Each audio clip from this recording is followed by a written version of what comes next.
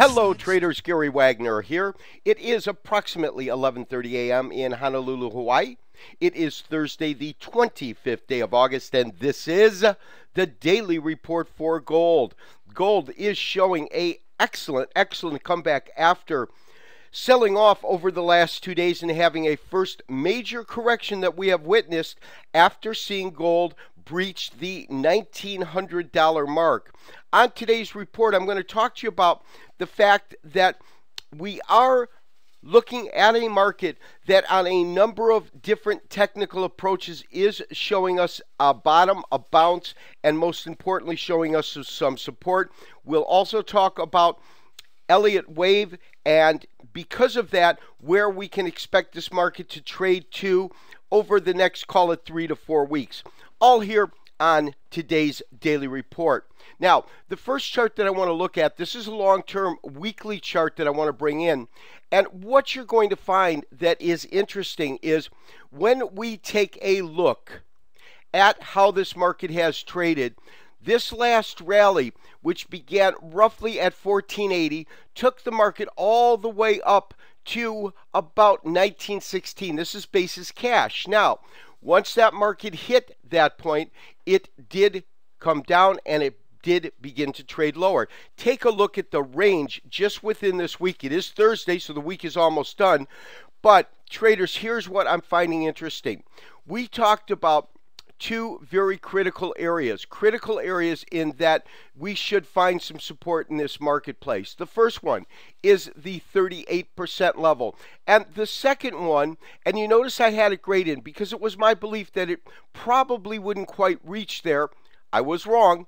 Would be the 50% retracement mark. In other words, when this market moved all the way up, for it to give up about half the ground, it would then have to go to 1697 or 1700. A $200 move, in terms of a retracement in a period of 3 or 4 days. Traders, phenomenal. That's all I can say. Because when we consider the kind of activity that we've witnessed in the market, the pace, the time that it took for us to get to the upside, slowly trading week after week, only to see it retrace that quickly and touch upon that, even if it was only for a brief moment, you can see that the low of this candle right in here did really breach or touch that market. Now, that was in trading activity last night. Last night was fast and it was furious because I saw it down about $37 at one point. Incredible moves in the marketplace. And because of that, I definitely think that we have seen our support level come back into the market. And as you can see, it's trading well above that 38% level. Now, there's another way to take a look at the market, and it's going to be much shorter term, and that's this 360-minute chart, and I want to spend a moment looking at that. Now, on not only the 360, but the next chart that we'll look at, which is the daily, we are getting formations. These formations right now are giving us strong indications of candlestick patterns, and that is something that we want to look at. Take a look at this 360-minute chart. When we see this market go up, as I talked about yesterday, we had really that classic pattern, the three-river evening star. We also had what I call that tri-star formation. We had 1, 2, 3 stars. Of course, they're capped with this green and red, but an amazing formation. When we take a look at the bottom of this market, when we take a look at the bottom of this market, what you're going to see is right at the bottom, not only on the 360, but more importantly on the daily, we get a hammer. A hammer is significant in that it's hammering out a bottom of the market, and then we get this tremendous rally moving back up, pushing us back to, 1770 in that area. But when you look at the way that this market came down, these series of red candles, and then the hammer, then that nice little rally, you realize that this marketplace has found some support. So where do we think the marketplace could go?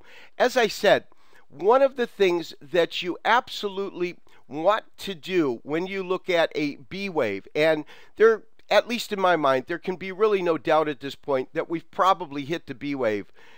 You've got a very significant range right now, and typically on this marketplace itself, it will go between 50 and 75% of the move that you saw in A or the move down. So let's go ahead and plot that, traders.